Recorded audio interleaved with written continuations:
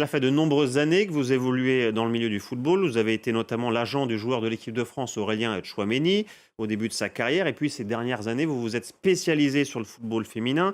Vous travaillez notamment avec une joueuse de l'équipe de France actuelle, Kelly Gago. Depuis plusieurs années, le football féminin professionnel est en constante progression en termes de revenus, de compétition aussi, où la plupart des grands clubs européens ont désormais une section féminine.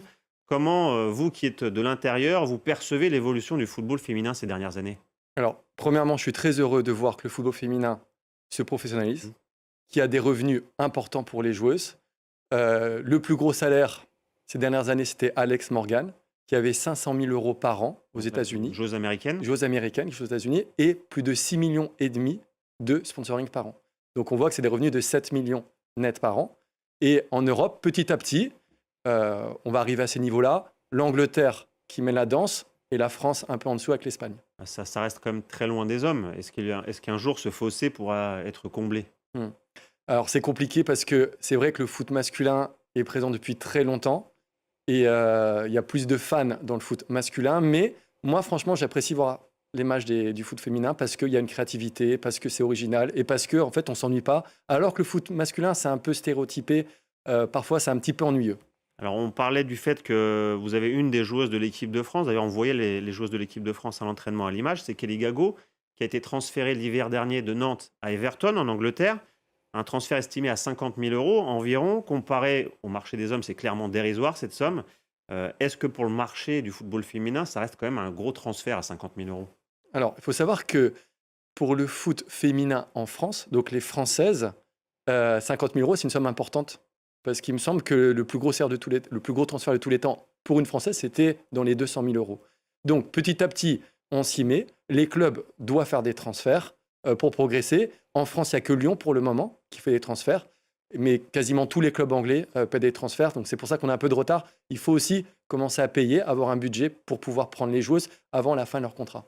Alors on parle beaucoup du football anglais chez les femmes. C'est déjà le championnat leader, en tout cas chez les hommes.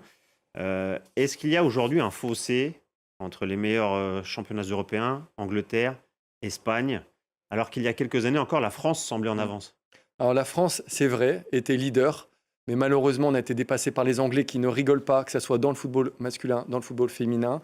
Après, je dirais qu'il y a l'Espagne, l'Allemagne, l'Italie qui montent. Et nous, en France, malheureusement, on ne progresse pas beaucoup. On a des locomotives comme Paris Saint-Germain, comme Lyon.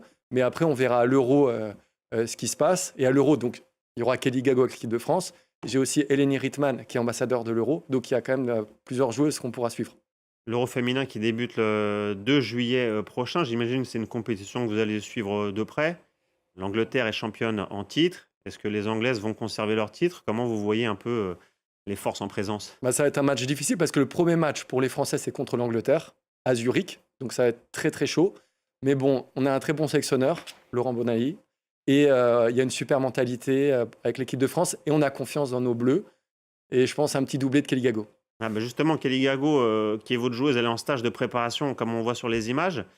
Comment est l'ambiance de l'intérieur? Vous avez un petit peu des infos Oui, je peux dire qu'elle travaille très dur puisqu'elles ont des footings à 7 heures du matin. Honnêtement, Kelly, elle est injoignable. C'est rare. Mais elle est tellement dans deux séances. Et puis, je pense qu'elle est heureuse. Il y a un très bon groupe. Donc, tout est possible. Et elles vont vraiment être préparées comme des championnes. Elles ont fait un super parcours en éliminatoire pour la Ligue des Nations, avec 6 victoires en 6 matchs, qui n'était jamais arrivé dans l'histoire. Donc là, c'est le bon moment pour gagner l'Euro. La France, qui on le rappelle, cherche toujours un titre majeur, puisque la France n'a remporté ni de Coupe du Monde, ni de Championnat d'Europe jusqu'ici. Peut-être ça sera en Suisse cet été. Merci beaucoup à vous, Grégoire Axelrod, d'être venu sur France 24.